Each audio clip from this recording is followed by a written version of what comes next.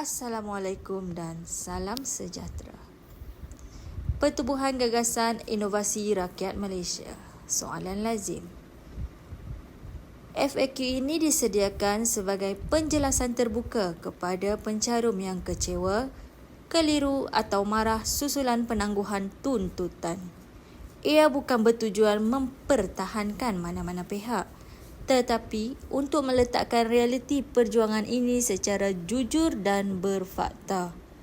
Penangguhan ini telah membuka banyak salah faham seolah-olah kerajaan menang, rakyat setuju atau individu tertentu harus dipersalahkan. Hakikatnya, isu ini jauh lebih besar dan melibatkan tanggungjawab bersama. FAQ ini bertujuan menutup naratif salah, menenangkan emosi dan mengembalikan fokus kepada punca sebenar keperluan kesatuan pencarum. Pertama, adakah penangguhan ini bermaksud kerajaan menang? Jawapannya tidak. Penangguhan bukan kemenangan kerajaan dan bukan persetujuan rakyat. Ia berlaku kerana perjuangan tidak boleh diteruskan secara berkesan tanpa sokongan kolektif pencarum yang jelas dan tersusun. Diam bukan tanda setuju. Kedua, jadi adakah rakyat sudah menerima keputusan ini? Jawapannya tidak. Rakyat belum menerima, tetapi realitinya ramai masih memilih untuk menunggu dan melihat, bukan bergerak bersama. Selagi kesatuan pencarum tidak wujud, suara tuntutan akan sentiasa mudah dilemahkan. Yang ketiga, kenapa individu yang bersuara ini dituduh lantik diri sendiri? Perjuangan hak rakyat tidak memerlukan jawatan rasmi. Sejarah membuktikan perubahan sering dimulakan oleh individu biasa yang berani bersuara.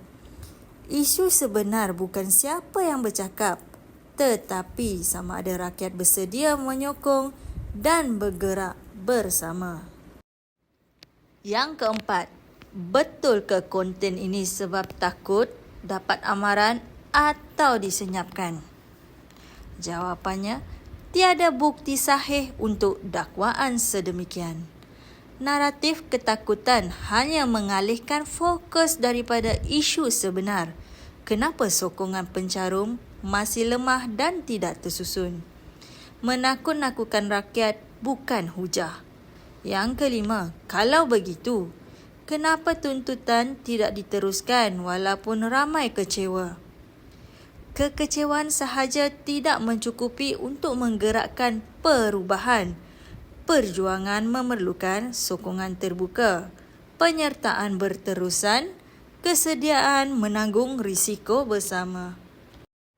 Tanpa ini, perjuangan akan sentiasa bergantung pada individu dan akhirnya terhenti. Yang keenam, adakah ini bermakna tiada lagi wakil untuk pencarum bersara? Wakil tidak pernah hilang. Yang hilang ialah gerakan bersama yang menyokong wakil tersebut. Selagi pencarum menyerahkan sepenuhnya kepada individu tanpa penglibatan sendiri, kekecewaan akan berulang. Yang ketujuh, kerajaan takkan jadi lebih selesa ke bila tuntutan ditangguhkan? Kerajaan hanya selesa apabila rakyat benar-benar berdiam diri dan melupakan isu. Selagi isu ini terus dibincangkan, difahami dan disedari, tekanan moral tetap wujud, cuma belum diterjemahkan dalam bentuk gerakan kolektif. Yang ke-8, siapa sebenarnya yang perlu dipersalahkan dalam isu ini? Bukan kerajaan semata-mata, bukan individu yang bersuara. Isu ini mencerminkan kelemahan kesatuan pencarum secara keseluruhan. Perubahan hanya berlaku apabila pencarum sendiri sanggup bangkit bersama. Yang ke-9, jadi apa langkah seterusnya? Fokus perlu beralih daripada menyalahkan individu, menyebarkan ketakutan, menunggu penyelamat. Kepada kesedaran bersama, sokongan terbuka, penglibatan kolektif pencarum. Yang ke-10, kesimpulan ringkas, penangguhan ini bukan penamat. Ia cerminan realiti. Hak pencarum hanya boleh dipertahankan apabila pencarum sendiri bersedia untuk bersatu dan bertindak bersama. Sekian, terima kasih.